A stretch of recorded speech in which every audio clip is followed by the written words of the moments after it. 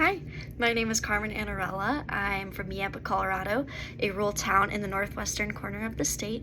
And today I wanted to talk to you about how growing up rural has really shaped who I am, as well as why I feel I want to stay connected with my rural area and how I do it. So one of the prompts we were asked to share on was to tell a story about a person who shaped the way we see ourselves or our future. And when I read that prompt, so many names really came to mind. And I think that in itself is indicative of what growing up in a rural area is like, or a small rural area, and what that's like. Because, for example, I myself went to high school and graduated with 32 people. And of those 32, 9 of them were with me since preschool. And as you can imagine, it's a really intimate experience. I mean, yes, socially with your peers, but also taking calculus, college US history, college biology with the same people, and you really get to know each other's strengths and weaknesses. Not to mention, yes, we were taking classes together, but we were also eating lunch together, we were hanging out outside of school together, we were playing sports together. So you become super known by your friends, and it's really quite a beautiful experience. Not only by your friends, but also by your educators. I remember once I was accepted to the National FFA Chorus, meaning I got to go sing in Indianapolis, Indiana for the duration of the FFA convention.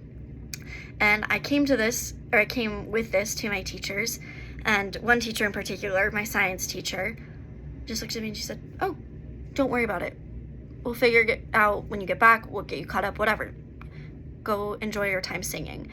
And that was really special because not only had I had this teacher for many years and I knew that she trusted me and knew I was accountable and would make up the schoolwork, yes, but she also knew me and knew that I love to sing and that we don't have a choir in my rural area. So it was really important for me to take this opportunity to go and get to sing in a real choir. So again, just that experience of being known and being loved for who you are in a rural area is really like none other, and having that constant love and attention and feeling of being known really shaped how I saw myself, right? I was the person who loved to sing and the person who loved to write and to read, right? And so I think when there aren't very many people, you kind of get to solidify who you are really early in life and hold true to that, which I think was really just a lot of what made me who I am today.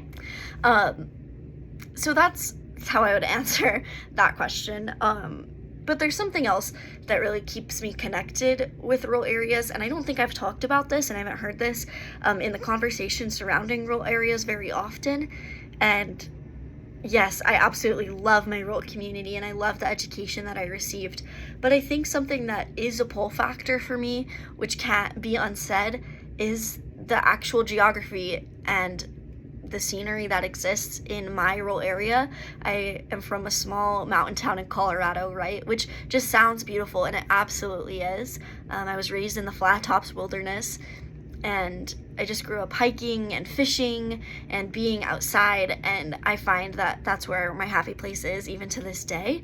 I just got to spend a week at home and hiking through the flat tops, and I just feel so connected with the place that I grew up, and I just love it. I really do. And so I think there is something to be said with the actual space that is rural areas, right? A lot of people are drawn to where they grew up and the scenery, or maybe like landmarks that are associated with that. I know for me, again, it's the flat tops. But I just thought that was worth mentioning on our concluding video here. And now, yes, that is one reason that I keep going back, but the real reason I feel so connected to rural areas and feel the need to advocate for them in this way is because I'm studying to be a teacher now, but that love for children and that love for education absolutely was stemmed from an internship that I got to complete my senior year of high school, working at our local elementary school, and then also working at the local summer camp for years and years. I really got to know rural kids, right, from the perspective of a teenager or a young adult, and they are so beautiful, and I see myself in them, and I see myself in their education and the experiences that they're living through. And I wish that there was somebody who who could advocate for that experience when I was going through it, right? As beautiful and complex and hard as it was, I wish somebody was talking about it the way that I am, to bring attention to it, to bring awareness to it, and to hopefully bring resources and help and support to these areas so that rural kids can flourish. So, that being said, I love my rural community, I love my rural education, and I am so appreciative for all of you who have taken the time to hear about it and listen to my stories and my rambling about the place that I love and the children that I love, and the life that I love. So thank you so much for listening.